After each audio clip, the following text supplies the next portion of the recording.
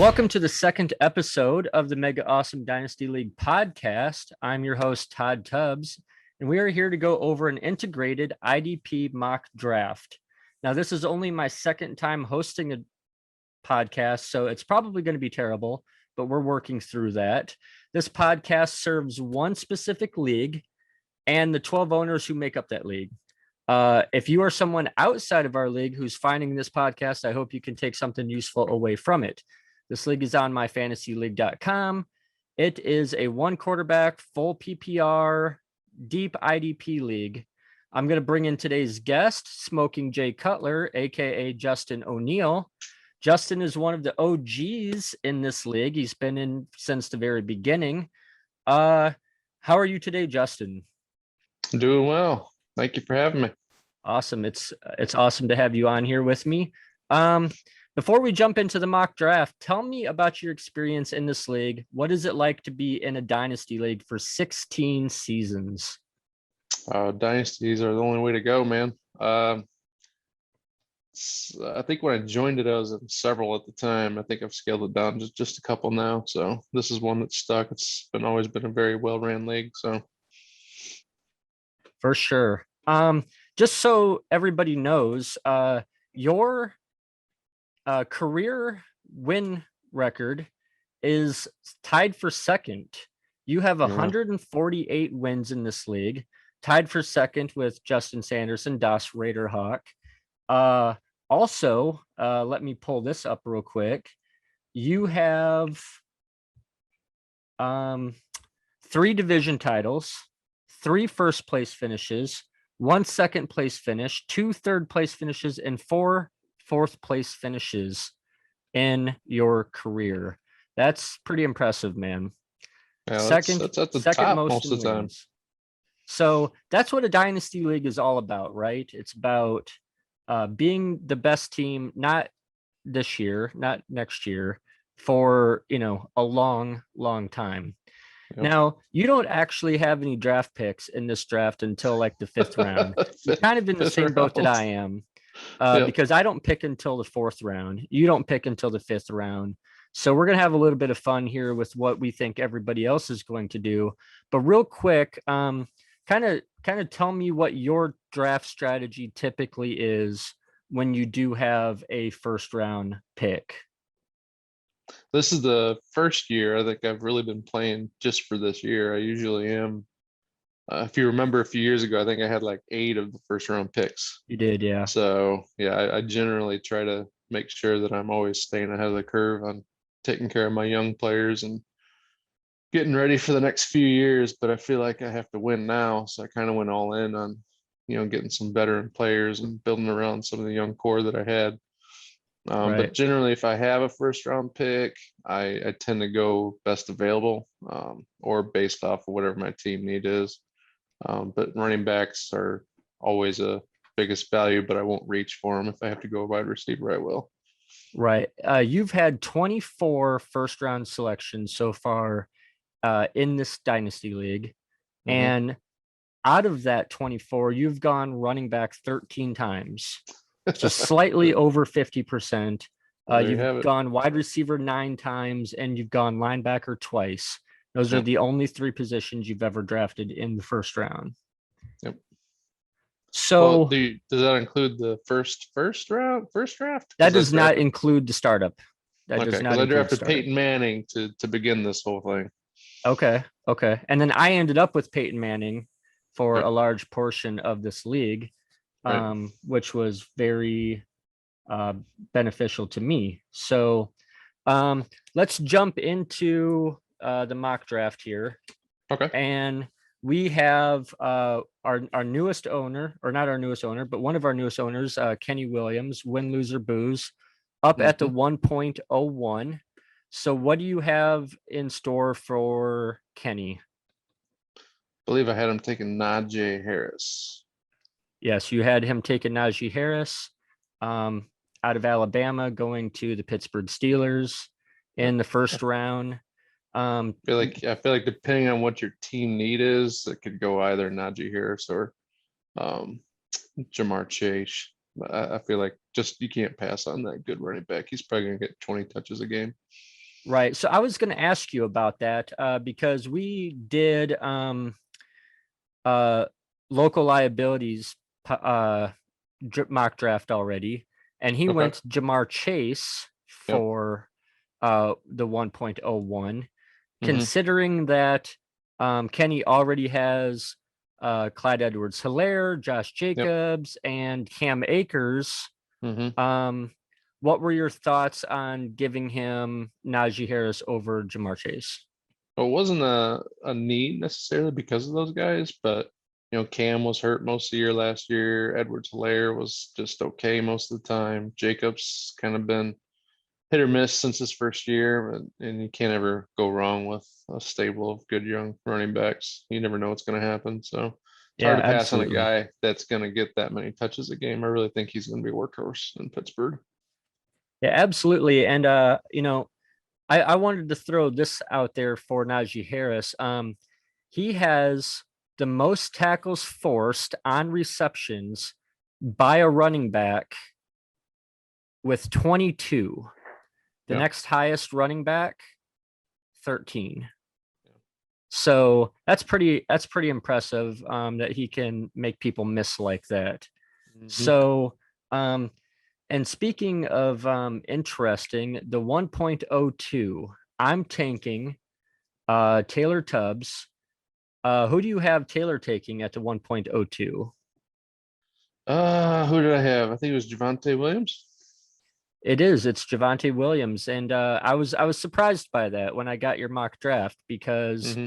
um his ADP right now, his May ADP according to dynastyleaguefootball.com is um fifth overall, the 1.05, and you've got Yep. him going off the board at 2. So what were Right. your thoughts there? Total need. I felt like his receivers were good. Otherwise, I would have went Chase. I think his immediate need was more running back. And again, I think even though they have Melvin Gordon, that's the running back of the future right there in Denver. Can't pass on those good running backs when you have a chance at them, especially because I think it thins out after Javante Williams is gone. Yeah, and so you like him over Travis Etienne then? Yes, just because of the landing spot and James Robinson timeshare. Right. Okay, fair enough. And one quick note about Javante Williams is we already talked about Najee Harris's ability to make people miss tackles, but Javante Williams actually has the highest career missed tackle rate in this draft class with almost 39%. Yep. So that's again just the ability to make people miss, I think, is what's going to make him successful at the next level. Um, Now our newest owner, it's all about the Boseman's baby. Um, what do you Jamar have in store Chase. for him at the 1.03? Jamar Chase teaming him up with DK Metcalf. I got lucky that he slid that far. Yeah, and I But think if you have the ability to grab Jamar Chase at the 1.03, you have to smash that. yep, Just it was a thank your lucky no brainer. stars that the first two teams needed to go running back, and you Yep. take Jamar Chase. It's a good consolation prize. Um, and 48% of his career catches went for 15 plus yards. That's the Yep. highest in this draft class. So, um, I think he's going to be special, and reuniting with Joe Burrow is fantastic for his fantasy outlook. Yes. Yes. Yes. They Uh, did special things together. Now we have speaking of OGs, we have um Spiteful Messiahs, Matt Ron. He's been in the league since you've been around. You Yep. guys go way back. Hmm. I know uh, Matt's draft preferences. So what do you have on in store for Matt Ron at the 1.04? I'd be surprised if Matt didn't take a linebacker or running back because it's already what he always seems to do. But considering the top two went off the board, I don't think he'll reach for ETN here. I think he's going best available receiver because he needs some receivers, and he's taken Devontae Smith. You mentioned his draft preferences. He has had 11 first round picks. and he has gone running back 7 times out of those Yep. 11, and he's gone wide receiver twice and linebacker twice. Yep. So, but yeah, I like the Devontae Smith call, the Heisman winning wide receiver. He has the highest graded season by an SEC wide receiver in playoff era per PFF with 94.9, with a 94.9 grade. So that's pretty good. And I can't fault him for taking Devontae Smith at the 1.04. No. Now, Well, you have at 1.05, we have Crown Royal Knights, Tim Quantrell. What do you have in store for Tim? have him at Travis Etienne here. Again, I'm not real crazy about Etienne because of where he landed. But he's young. I think that he'll be inserted into the offense in some fashion. And he has 2 picks kind of back to back. So I feel like if he passes on Etienne here, there's a chance he might lose him the next pick. Sure. And there's plenty of good receivers still left because his team needs specifically his receiver right now. Now, I'm a Jacksonville Jaguars fan, Mhm. and I loved Travis Etienne in the pre-draft process. He was probably my running back 1 ahead of Najee Harris. Per my grading system and my analytics, I actually had Travis Etienne hitting on 8 out of 8 categories. I've got Najee Harris at 5, but that's because he didn't do a pro day. If he had done his pro day, he would have hit on 7 out of 8, more than likely. So I really liked Travis Etienne pre-draft. Yep. Being a Jaguars fan, I was not happy about him going to Jacksonville. I felt like we had other needs. Yep. And as a James Robinson owner in this league, Mega, I was not happy about that selection either. So, but I still like Travis Etienne. I still think he is going to be good. And something interesting with Travis Etienne is he actually has the second most receiving yards after the catch in 2020 with 646 receiving yards after the catch. And that's second to only wide receiver Devontae Smith in this entire draft class. Yeah. All other wide receivers in this draft class do not have as many yards after the catch as Travis Etienne. So that's something interesting. He could definitely be a good pass catching back there. And this is a PPR league. Yep. So we have kicker lover Brian Dalton up at the 1.06. So I don't think he necessarily covets defensive players like the rest of the league does. He does But not. I don't see a reach at any of the running backs right now. And it's hard for me to look at his linebackers and pass on Micah Parsons, who I think is a home run at linebacker. Yeah, that's fair. I definitely think Micah Parsons is the linebacker 1 in this draft class. Right now, Dynasty League Football has him ranked at linebacker 2 in the draft class, and that's only based on like 5 of their experts. It's not ADP, it's not anything like that. It's just what 5 guys think. Yep. I don't think you can overthink this. He is the linebacker 1 in this draft class. He has a 94.8 run defense grade in 2019. It's the highest ever recorded by a college linebacker per PFF. So, but you're right. He typically does not like IDP in the first round. He thinks it's funny when the rest of us take IDP in the first round. He likes to see those offensive players fall to him when the rest of us are taking linebackers in the first round. Right. Even with the board the way it is, I don't know if he goes Micah Parsons there, but if he does, I wouldn't be that shocked just because Micah Parsons is that kind of linebacker. So,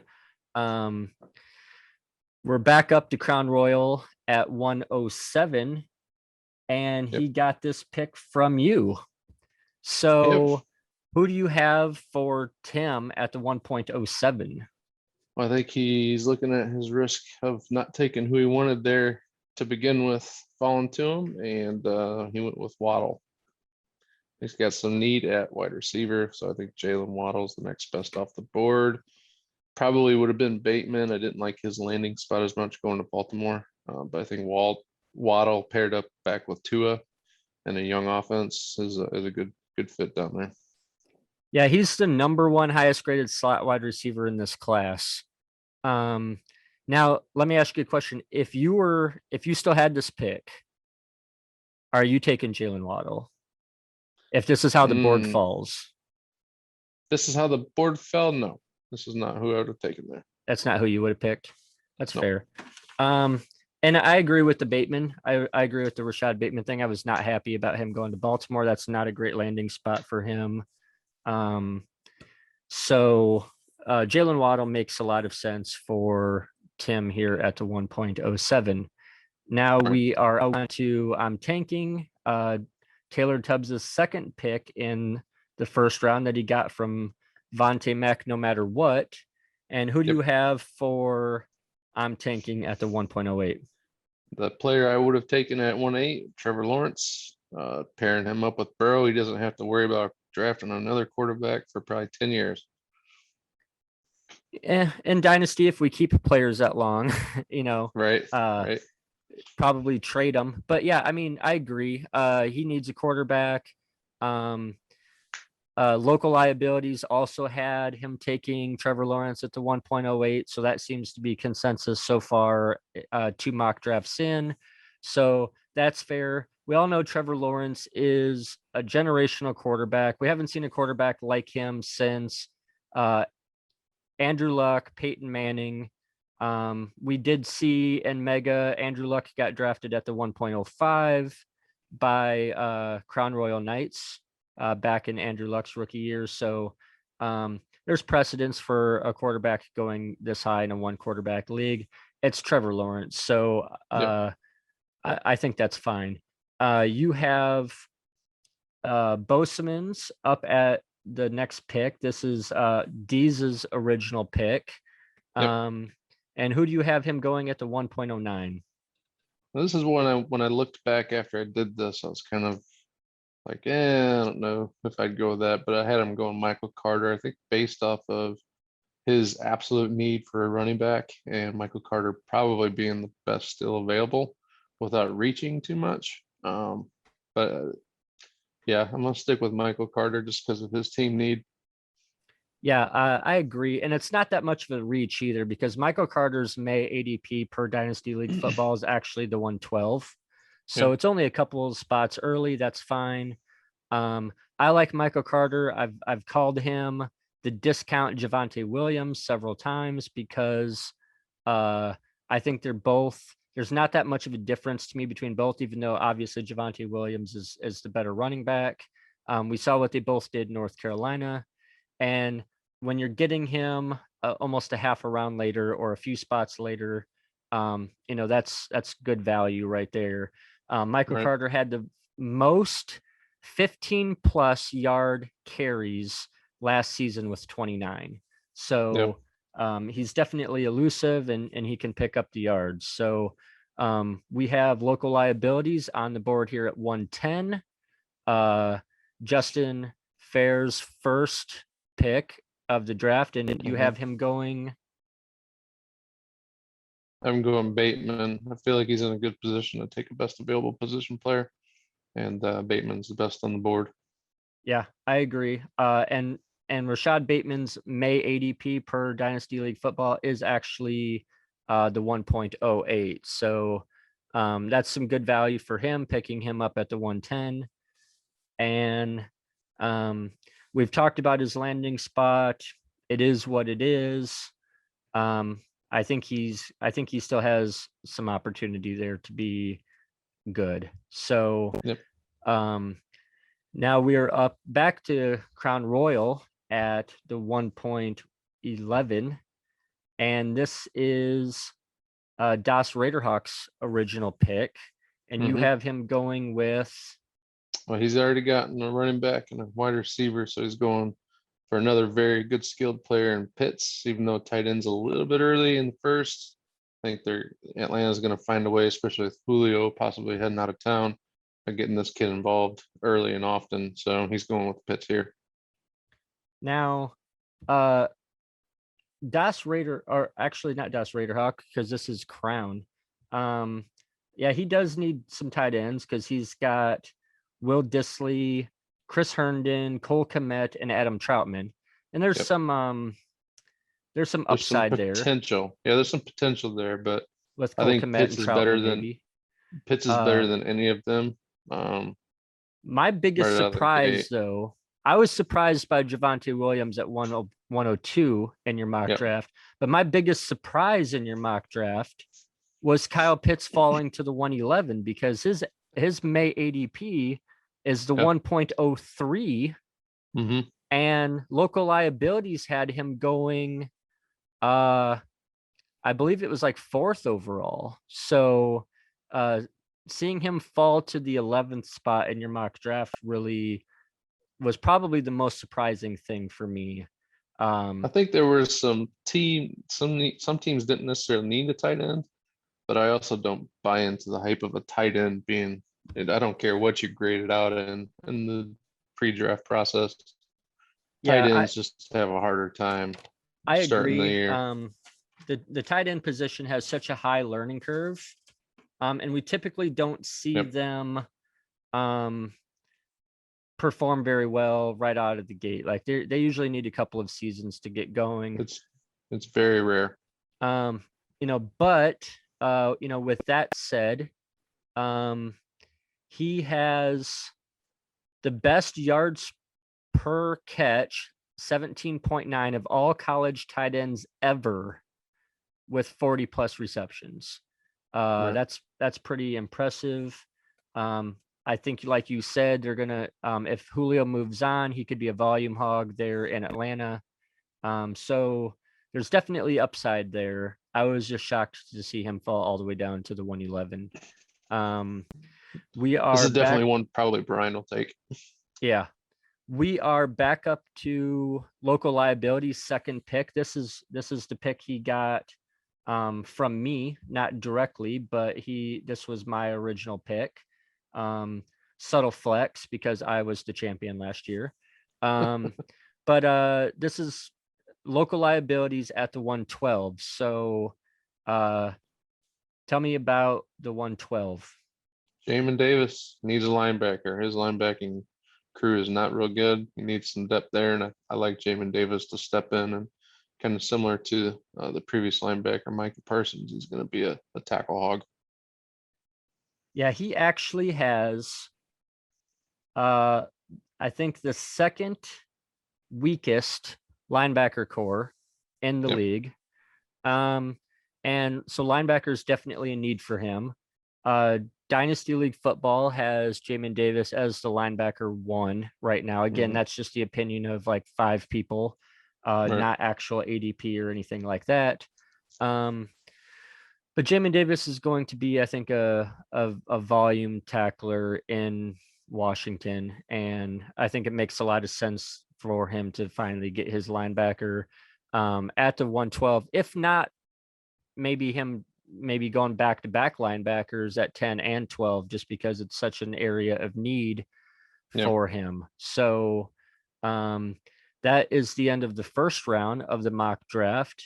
We're back up to win, lose, or booze at the 2.01. And who do you have for Kenny Williams at the 201? So backing up to 1-1, the reason I took a running back for him there instead of Chase is he has multiple second rounders, and there's a lot more value at wide receiver there. So yeah, the wide receiver class is definitely a lot deeper. Like you mentioned before, there's really I consider there's 3 running backs in this draft class that are worth drafting. You mentioned 2. I think there's 3, but still the wide receiver class is deep. and he can get the value at the wide receiver in the second round. So Yep. I think I that's a like good call Rondale. there. Rondale Moore at 2-1, I think is the next. You could probably make a case for 2 or 3, but on my board, he's probably the next available. Yeah, and I think he had a pretty good landing spot in Arizona. He's the second highest graded slot wide receiver in the draft class per PFF. And I think in that spread offense they've got there in Arizona, they like to throw the ball, and he's going to have a lot of volume opportunity there. We are back up to I'm tanking Taylor Tubbs at the 2.02. This was originally a pick from local liabilities, and you have him taking. Well, I've already got him a quarterback and a running back, so he's going to kind of fill up his wide receiver needs. And I really like St. Brown that went to Detroit. I think he's going to step right into either a slot or wide receiver 2 spot there. And since they lost Galladay and Marvin Jones, there's definitely some need there with Jared Goff. I think Aaron St. Brown is a good pick here. Yeah, and that Detroit wide receiver room is just garbage right now. They've got a whole lot of nobody there. There's a lot of potential, I think, for him. His May ADP is at the 2.06, so this is only maybe a slight reach, a little bit, to go up 4 spots from his current ADP. But I think he has a lot of opportunity there in Detroit. And now I think you'll see have that ADP go up the farther we get into. and that's quite figuring out. possible. The closer we get to our draft, he might actually rise up in the June ADP.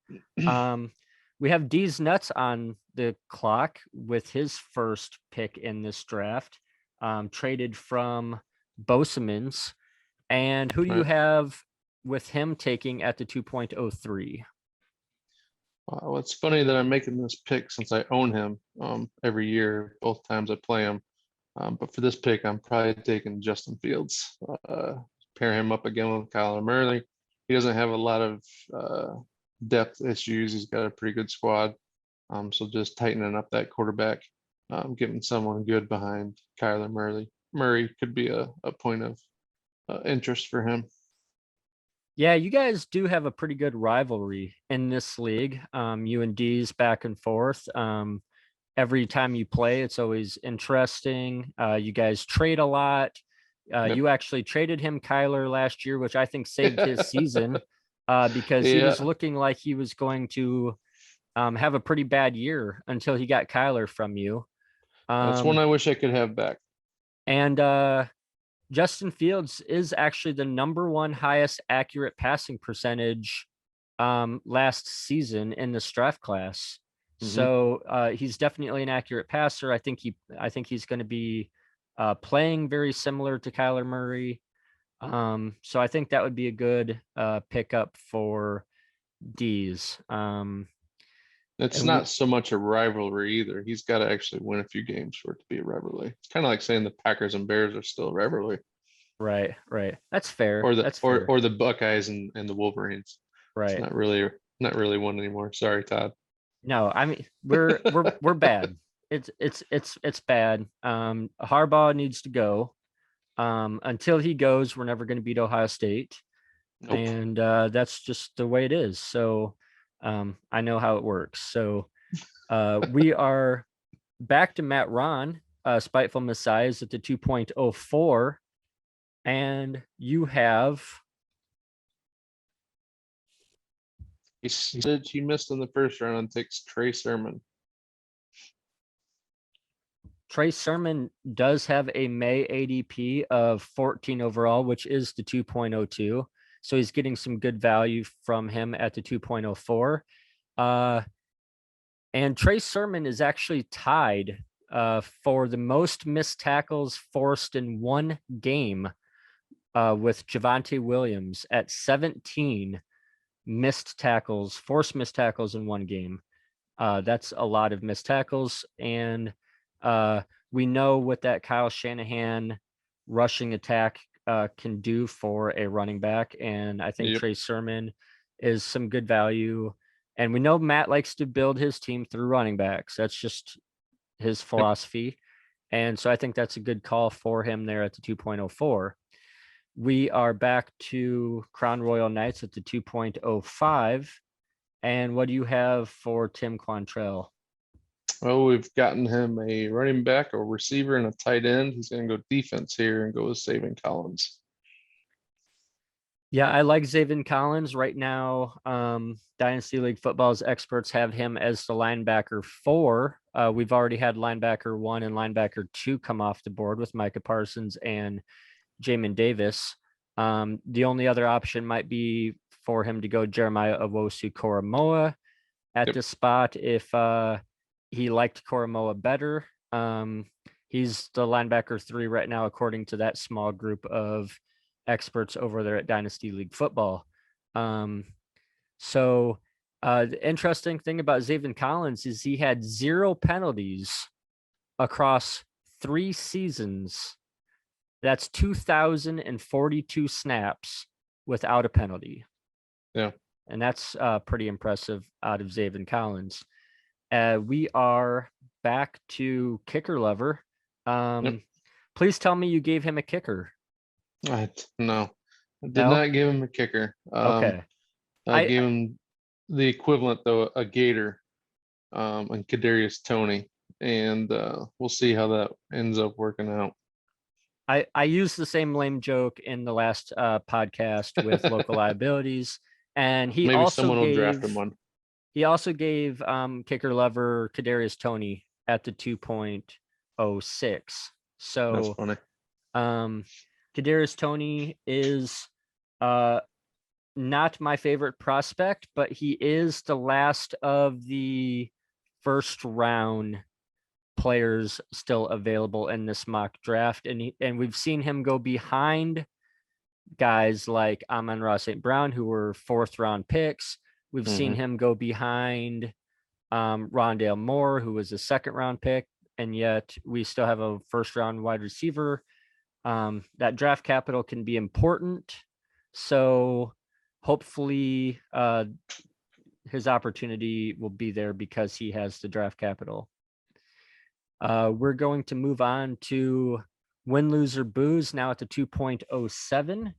This was originally your pick, and he has 1, 2, 3, 4, like 5 of the next 6 or 7 picks. So it's pretty much the Win, Lose, or Booze show for the rest of the podcast. Yep. Who do you have him taking at 2.07? And unfortunately for him, after this, I felt like it got pretty thin. I think you're really taking reaches on people at this point. You got a lot of guys that kind of got to earn their keep or kind of fall into some good luck. And the teams that they got drafted to, I took some people just strictly based off their talent and of the possibility of them being good in the next 2 years instead of immediate. So I went with Elijah Moore here. The Jets, he went to the Jets, right? Yes. Pretty thin receiving core there, teaming up. I think he's going to be buddies with his new quarterback, Zach Wilson. So he's going to get good reps there. And there's a shot that he's pretty good in the next 2 years. I like Elijah Moore. I like that pick. I think it's possible we're going to see Jamison Crowder out of that building, possibly sometime in the next couple of days, if not next week or so. He could be a post June 1st designation cut. I think it makes a lot of sense based on his salary cap and things like that. So I like Elijah Moore there at the 2.07. And I agree with you. After the 2.06, 2.07 range, it gets kind of ugly. And the back half of the 2nd round is not a great place to be. I think if you had an opportunity, you would maybe want to consider trading out of these spots and maybe trying to pick up, maybe a possible earlier pick in the 2022 draft, or, maybe pair some of these picks together and go after established guys who are already out there on the market that we've seen succeed at the NFL level. So I think you're right. It gets kind of ugly from here on out. Speaking of ugly, The 2.08 Vontae Mack, no matter what, that's his first pick in this draft. Mhm. Caden Tubbs, tell me about this pick, because I was surprised by Javonte Williams at 102. I was surprised by Kyle Pitts falling to 111. I was just, I guess, lack of a better word, flabbergasted by seeing Larry Roundtree Yep. at the spot with a May ADP of 5.05. He is the 53rd overall player off the board in Mhm. drafts right now. He's being drafted as the running back 17. You have him being drafted as the running back 6. Tell me about that. So went to the Chargers. I don't have a lot of faith in who they have there outside of um Austin Eckler. their yeah, Austin Eckler. Sorry, I kept thinking Ezekiel. Austin Eckler. And there's nothing saying he's a long-term value. I like Larry Roundtree to kind of come in and have a shot at least. And at this point, like I said, we're taking people that are kind of a shot in the dark. I mean, you can take the best available based off of somebody's ADP and all that good stuff, but I think from time to time you got to look at a dark horse that has a Right. shot to come in. And looking at his competition, you're looking at Justin Jackson, Josh Kelly, who have lit the world on fire. He's got a Right. chance to come in. He was pretty good in Missouri, could earn some reps. And anytime you can steal some value at the James Robinsons of the world, coming in and just get a shot, Sure. you never know. You never know what's going to happen there. So that's Yeah. why I went Roundtree there. And he needs running backs. He's got a You really good line. He's got a really good roster, but I feel like running back was a spot he needed to go here. yeah. I think it's a little early for Roundtree. I think you could pick him up possibly still in the 4th round. I think Hmm. he's probably going to be on the clock. I think a lot of people felt the exact same way about Joshua Kelly last year, Yeah, just based on opportunity, and that didn't go well for Joshua Kelly owners. So, but hey, I honestly didn't like any of the other running backs. yeah, Like I was looking at all of them, and you got like Chuba Hubbard and likes of people like him, and it's just like I either didn't like their landing spot or you could have took the kid from Philly, which I think I have going here pretty soon, Gatewell. Gainwell, yeah. Um, but I felt like it's kind of like throw a dart at a board and see where it lands at this point. That's fair. That's fair. So we have Win Loser Booze back on the board for another one of his picks at the 2.09. And tell me about this pick. I went Nico Collins. I read up some good things on him. He could come in and fill a need. Had a pretty underwhelming career at Michigan, but it seems to be graded out as a good pro. Again, Kenny needs wide receiver help. He's already gotten a couple off the board. He's going to keep stacking receivers in the second round, I believe, because of the thinning out running backs and all that other stuff. So um, this was the best available I had off the board right here. Yeah, I like Nico Collins a lot. Unfortunately, he didn't have the college production, but that's because Michigan has a terrible offense and Jim Harbaugh can't figure out that quarterback position. And so he suffered because Right. of that. But I think he's a good prospect. He's got that alpha size that we like to see. He's 6'4", 215, 26.2 BMI, and so he has the size we like to see. He's got the opportunity there for early production in Houston. They don't have the best wide receiver room right now behind Brandon Cooks, and I think we could see him carve out a pretty nice role. And if Deshaun sticks around, then maybe wheels up for Nico Collins. If Deshaun departs, and we're looking at a Tyrod Taylor or that quarterback Davis Mills, and I think that may not be the best situation for Nico Collins, but I like him as a prospect. Right. We are at 2.10 with I'm tanking Taylor Tubbs. This is originally his pick. So who do you have on board for Taylor? Again, he has thin running back core, so I went with again the best available on my board, which was Kenneth Gainwell. So I was really shocked, I think, to see Kenny Gainwell drop all the way to, I believe it was the fifth round to Philly. Uh I'm not sure why he slipped so far. Maybe it was because he sat out the 2020 season, but the last time we saw him on the field, he had 2,000 yards from scrimmage. yeah, That usually doesn't happen by accident. Um, so I like I like Kenny Gainwell. I think he's definitely better than Boston Scott. I think he can come in. Maybe he's not replacing Miles Sanders, but right. if he can take that Boston Scott role, we've seen Boston Scott be pretty productive in that offense. And I think Kenny Gainwell is a better Boston Scott. So Yep. um, does he have maybe RB1 upside? Probably not. But I maybe see he's him being more of a Tariq Cohen type. right. But maybe if he's a solid running back 2 or running back 3 his entire career, that there's some value in that. And if you're Yep. grabbing him at the end of the second round, uh, I don't know what more you can expect out of a running back. Right. So Right. um we are back to win, lose, or booze for the final 2 picks of the second round. And uh who do you have for him at the 211?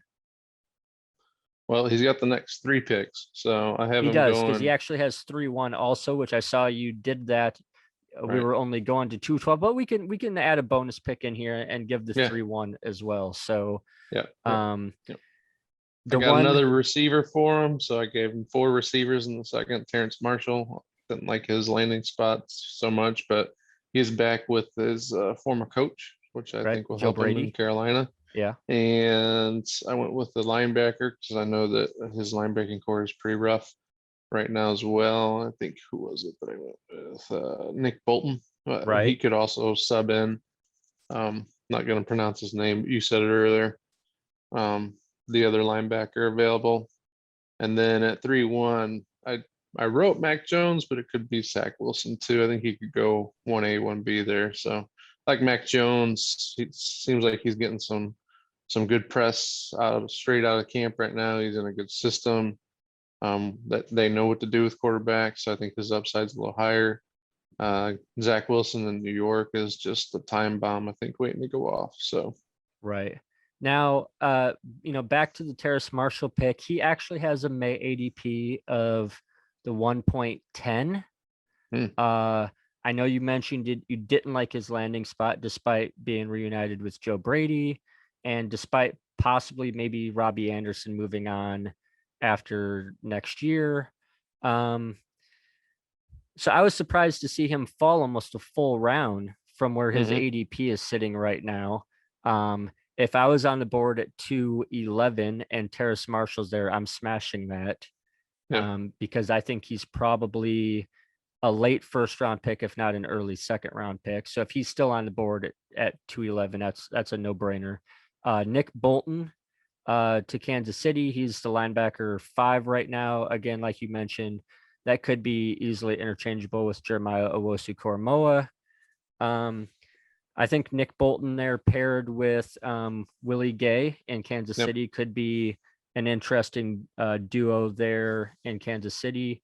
Their linebackers have not been great over the last few years. And Mac Jones at the 3.01, you also mentioned that you could sub him out for Zach Wilson. I think you could also sub him out for Trey Trey Lance. Lance Yep, because Trey Lance did not make it into your top 24 picks. And he has an ADP of 2.3 and is actually the second quarterback off the board, according to the May ADP. So, um, Well, that's the Bears homer in me.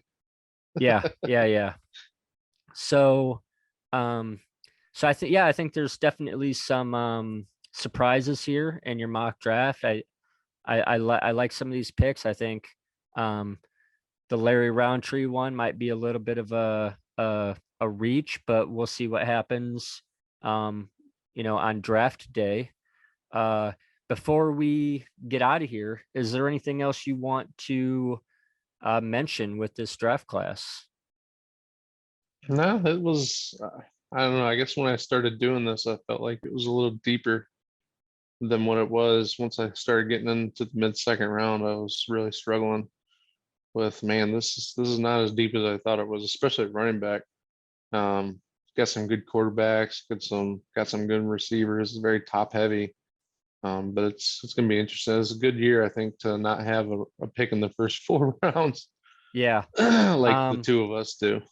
so in my other dynasty league in Extreme, I have a lot of picks. I chose to rebuild in this year, and I've got something like 30 picks in 15 rounds. I've got 17 in the first like 3 rounds.